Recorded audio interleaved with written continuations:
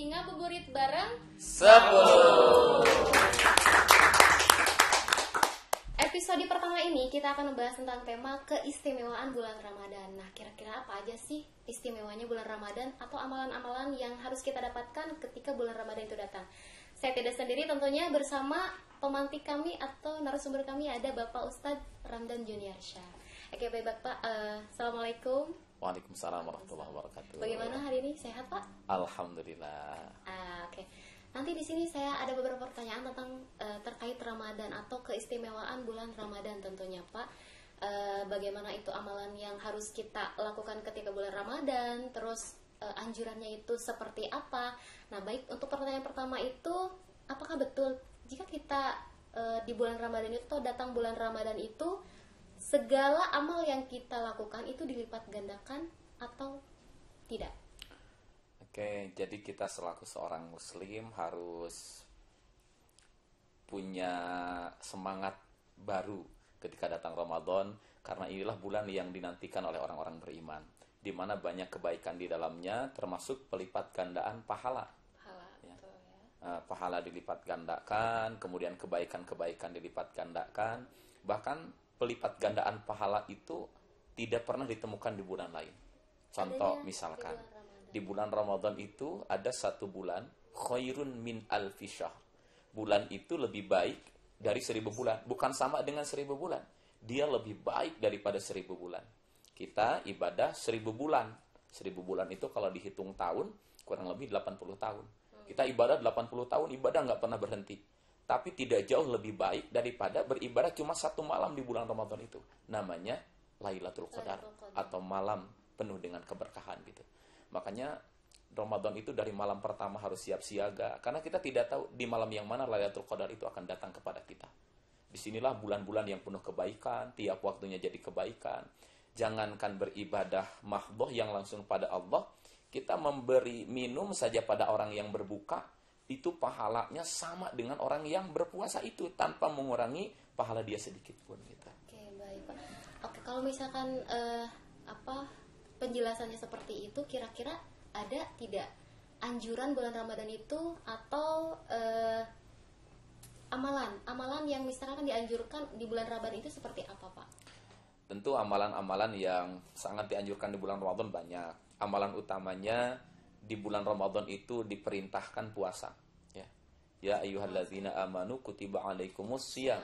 Nah, diperintahkan puasa yang wajib bagi umat Islam itu di bulan Ramadan. Selain puasa, ada ibadah tambahan yaitu qiyam Ramadan. Mendirikan malam, mau dengan sholat, mau dengan tilawah, sholat tarawih ya. Bahkan ada hadis yang menyebutkan man qama ramadhana imanan wahtisaban ghufira lahu ma taqaddama min dzambih. Barang siapa yang dia mendirikan malam dengan sholat malam, sholat tarawih, dengan penuh kekhusyuan, penuh keikhlasan, berharapannya kepada Allah, maka ghufira lahu ma taqaddama min dzambih. Dosa-dosanya yang telah berlalu Allah hapuskan. Ya, jadi luar biasa keutamaan Ramadan itu. Nah, selain kita juga diperintahkan puasa, disunahkan untuk menghidupkan malam dengan rangkaian ibadah karena menjemput satu malam itu. Nah, di Ramadan pun kita diperintahkan untuk memperbanyak baca Quran. Karena bulan Ramadan itu syahrul Ramadan alladzi unzila fihil Quran. Inilah bulan Al-Quran itu diturunkan gitu. Kemudian di samping itu ada juga amalan sedekah. Rasulullah itu orang dermawan. Saking dermawannya Rasul, satu ketika Rasul sedang khutbah, sedang ceramah pakai sorban. Kemudian sahabatnya mengatakan, "Ya Rasul, sorbanmu bagus." Rasul tidak banyak bicara. Rasul terus buka sorbannya, lalu Rasul berikan pada sahabat itu. Karena Rasul tahu, ini orang mau sorban saya gitu. Ya, saking dermawannya Rasul gitu. Tapi jangan nanti bilang, "Oh Pak, bajunya bagus." Nanti baju saya dibuka lah gitu ya.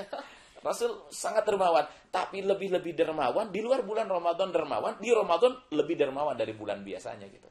Dan Rasul mencontohkan bagaimana dermawannya Rasul melebihi bulan-bulan yang lain di bulan Ramadan ini gitu. Oke, berarti betul ya Pak, ketika bulan Ramadan itu memang kita harus berlomba-lomba dalam kebaikan. Fastabiqul khairat, ya, berlomba-lomba dalam kebaikan. Adapun nanti ketika datang Ramadan itu puasanya kapan Pak? Kan orang puasa milih di akhir. Kalau datang Lebaran, mana yang paling dipilih? Biasanya yang paling cepat Lebarannya gitu ya. Kan suka ada perbedaan di kita. Nah, jadi jangan mengklaim kebenaran, tapi berlomba-lombalah dalam kebaikan itu. Dalam bahasanya itu kan fastabiqul khairat. Mari berlomba-lomba dalam kebaikan, bukan fastabiqul haq, berlomba-lomba dalam mengklaim kebenaran. Jangan mengatakan saya paling benar gitu. Oke. Gitu. Berarti kalau misalkan ada sebuah pernyataan tentang 10 hari Ramadan itu amalannya apa, terus 20 hari kemudian amalannya apa, terus dan yang amalan terakhir itu 30 sebelum hari akhir Ramadan itu bagaimana Pak tentang amalan-amalan seperti itu? Semua amalan yang baik itu dilaksanakan di Ramadan itu mendapatkan pahala yang berlipat ganda tadi di awal. Tapi amalan-amalan itu akan menjadi jauh lebih baik ketika dilakukan dengan istiqomah, dengan konsisten. Khairul a'mal adwamuha. Jadi amal terbaik itu dawamnya. Wa in qalla, walaupun hanya sedikit. Di Ramadan kita baca Quran hanya 1 halaman hari pertama. Hari kedua 1 halaman, hari ketiga 1 halaman, dan itu konsisten sampai akhir Ramadan. Ya. Jangan sampai karena semangatnya di Ramadan awal saja, kesananya jadi melandai gitu. Jadi amal terbaik itu adalah yang istiqomah, walaupun hanya sedikit. Kalau istilah Sundanya, netek taraje nincak hambalan, nungtik lari mapai bukti, nyukcruk walungan mapai wahangan, mipit amit ngalamenta, cikaracak ninggang batu, laun-laun jadi legok. Batu itu keras, tapi air lembut. Batu yang keras bisa kalah dengan kelembutan air karena jatuhnya air itu istiqomah gitu. Iya. Mungkin nanti kita lanjutkan terlebih dahulu setelah ada tayangan berikutnya.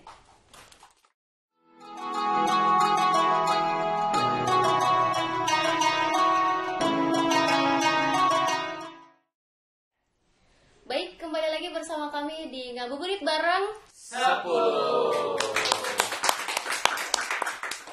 Oke, baik teman-teman semua, kita akan melanjutkan pertanyaan yang tadi atau bincang santai yang tadi bersama Ustadz kita, yaitu Ustadz Ramdan Syoniarsyah ya. Bapak, saya akan melanjutkan pertanyaan yang sebelumnya terpotong.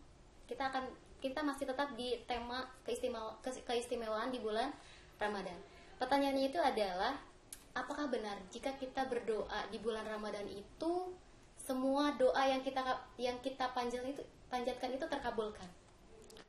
Sebenarnya bukan hanya di Ramadan, kapanpun, dimanapun Allah senantiasa mendengarkan doa-doa kita. Bahkan dalam Quran Allah berfirman, ud'uni astajib lakum. Berdoalah kalian, aku akan menijabah doa-doa kalian. Makanya teruslah berdoa kepada Allah. Allah tidak akan pernah lupa mengabulkan doa-doa kita, sekalipun kita telah lupa dengan apa yang kita minta kepada Allah. Nah, ada satu pertanyaan terakhir dari segmen ini. Ketika kita sedang berpuasa, lalu kita menggunjing orang lain, seperti apa hukumnya itu, Pak? Kita lihat dulu dari definisi puasa ya. Puasa itu kan as-shaum itu adalah imsak. Imsak itu menahan. Memang secara fikih yang dimaksud menahan berpuasa itu adalah anil muftirat. Puasa itu menahan dari yang membatalkan. Apa yang membatalkan puasa? Makan minum disengaja itu batal. Muntah disengaja itu juga batal. Nah, kemudian kalau menggunjing orang itu membatalkan nggak? Nggak. Menggunjing orang itu dalam kajian fikih memang tidak membatalkan puasa. Tapi nilai imsak menahannya itu hilang gitu. Karena yang ditahan, yang dimaksud puasa itu bukan hanya menahan haus, lapar, dahaga. Tapi yang ditahan itu dalam tahap berikutnya adalah menahan panca indera. Pandangan mata dijaga, jangan jelalatan. Yang ditonton apa, yang dilihat apa, ketika melihat pikirannya pun dijaga, itu puasa itu. Kemudian yang didengar apa itu dijaga juga. Nah, termasuk ini lisan kita jaga. Jangan mengunjing orang. Boleh jadi perutnya lapar, tapi lisannya tidak terjaga. Maka Rasul pernah bersabda, kam min sha'imin laisa lahu min siyamihi illal ju' wal atas. Banyak orang yang berpuasa tapi tidak mendapatkan apa-apa dari puasanya. Hanya dapat haus saja, hanya dapat lapar saja. Jadi riyadoh atau latihan puasanya tidak membentuk pribadi yang soleh, hanya menjadikan pribadinya yang 7L. Lemah, letih, lesu, leles, lemas, loyo, letoy gitu ya. Tapi dia tidak jadi soleh, dia lisannya tetap aja mengunjing orang, maka nilainya akan hilang. Puasanya tidak batal, hanya faidah keutamaan dari puasanya hilang. Oke, baik Bapak, terima kasih atas penjelasannya. Mungkin ada satu pertanyaan lagi sebelum kita break sebentar. Boleh. Tentang apa sih keutamaan sedekah yang kita dapatkan di bulan Ramadan kira-kira? Keutamaan sedekah di bulan Ramadan. Ya, jadi contohnya harus ini itu. Sedekah itu banyak ya. Enggak, kalau kita bilang sedekah, berarti dia lingkupnya bukan hanya materi. Enggak. Tapi berbuat kebaikan pun itu sedekah. Termasuk sedekah. Senyum juga sedekah. Tapi orang-orang yang awam mungkin sedekah itu lebih ke harta. Oke, sedekah dengan harta itu banyak macamnya. Ada zakat, itu dengan harta. Oke. Ada juga infak jariah, ya, itu bisa dengan materi, tapi yang sifatnya kekal. Nah, sedekah di bulan Ramadan itu sangat dianjurkan. Dan Rasulullah ditanya, ayus sedekah afdol, sedekah yang mana yang lebih utama? Maka Rasulullah menjawab, sedekah fi Ramadan. Sedekah yang paling utama itu adalah sedekah di bulan suci Ramadan. Karena nilai-nilai kebaikannya dilipat gandakan, dan pada saat yang sama kita juga sedang dilatih kepekaan sosial. Karena disadari atau tidak, puasa itu bukan hanya mengekang atau menahan diri kita dari hawa nafsu, mengendalikan nafsu kita, tapi dengan cara berpuasa sebenarnya kita telah merasakan apa yang orang lain rasakan. Orang lapar itu seperti ini. Oh, berarti saya harus peduli pada orang-orang yang lapar. Jangan sampai ada orang yang merasa lapar seperti yang dirasakan saya, maka dia bersedekah gitu. Ya, sempurnalah orang yang puasa. Diri mungkin ya, Pak. Sambil muhasabah diri, benar. Jadi ada sedikit cerita nih. Ketika datang puasa ya, Ramadan. Orang berpuasa, orang kaya nih berpuasa dia.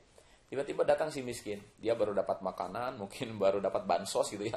Tiba-tiba dia makan itu, mak padahal sedang puasa gitu. Dan orang-orang kaya ini protes. Kenapa kalian tidak menghargai orang yang berpuasa? Lalu si miskin mengatakan, Pak, Bapak baru puasa hari ini dan melihat saya makan, Bapak tersinggung. Tapi Bapak tidak pernah merasakan. Kami puasa seumur hidup, melihat Bapak tiap hari hidup mewah dan makan, kami nggak pernah tersinggung gitu. Artinya apa? Bahwa dengan cara hidup sederhana, dengan cara kita mengendalikan diri, kita sedang menghargai orang lain dan memupuk kepekaan sosial agar mau berbagi dengan orang lain. Mungkin kita puasa cuma 1 bulan, tapi si miskin itu dalam kehidupannya, seumur hidup mungkin dia berpuasa dan menahan haus, lapar, dahaga gitu. Oke, terima kasih. Nanti mungkin kita akan melanjutkan sesi pertanyaannya setelah tayangan berikutnya.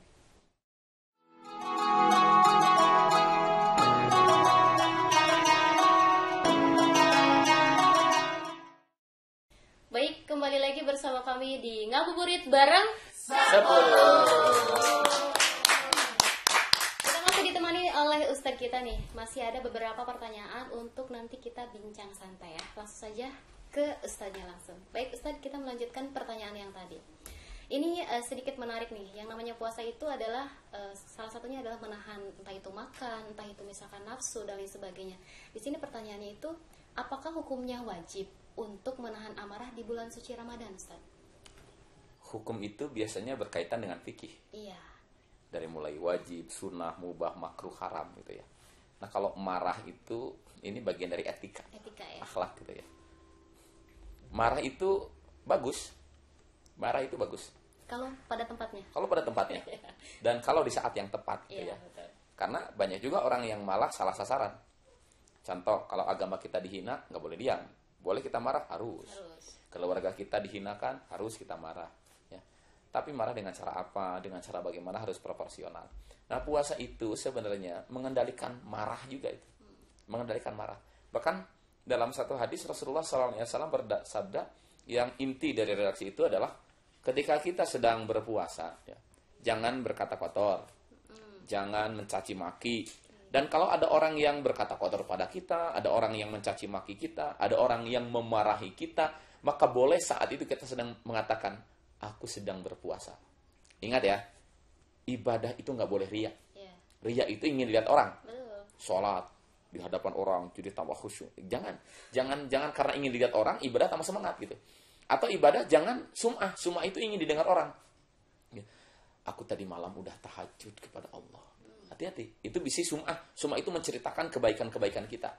Tapi puasa dikecualikan. Boleh kita mengatakan aku sedang berpuasa.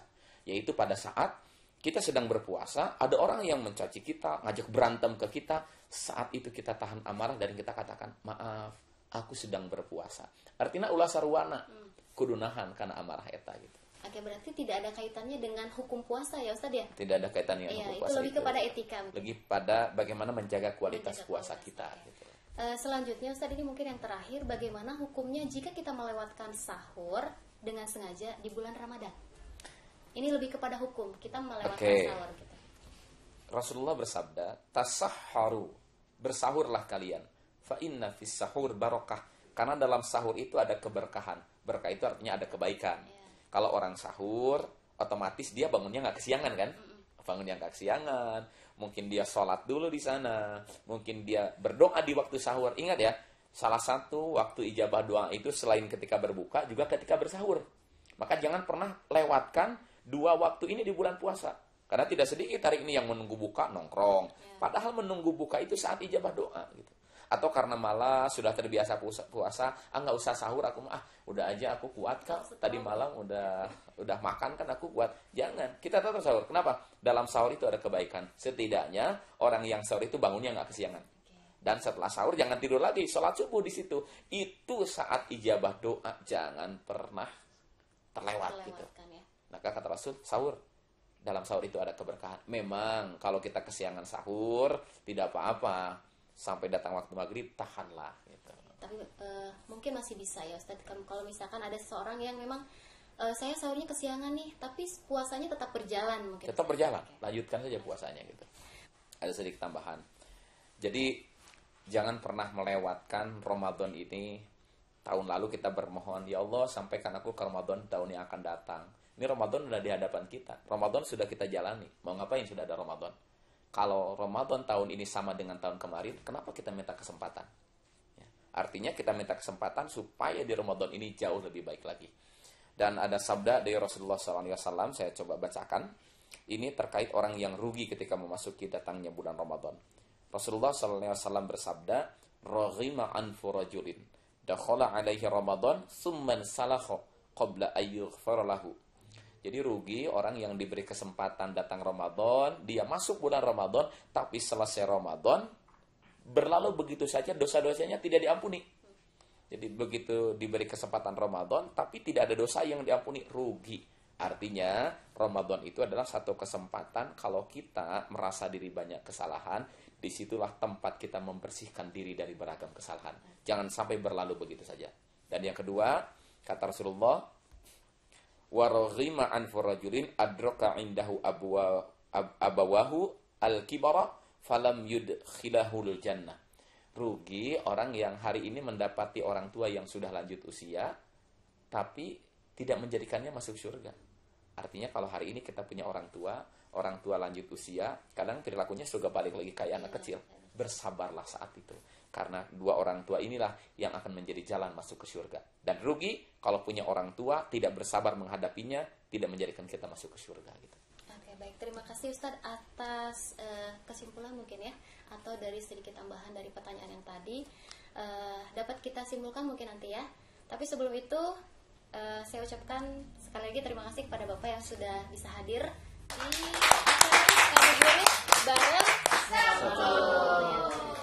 Nah, sebelum kita tutup mungkin ada beberapa kesimpulan yang dapat kita petik dari bincang santai kami ini. Tadi terakhir Bapak bilang bahwa jangan sia-siakan waktu kita untuk datangnya bulan Ramadan. Kalau misalkan kita dikasih kesempatan tahun kemarin, nah masa tahun yang sekarang ini kita sia-siakan?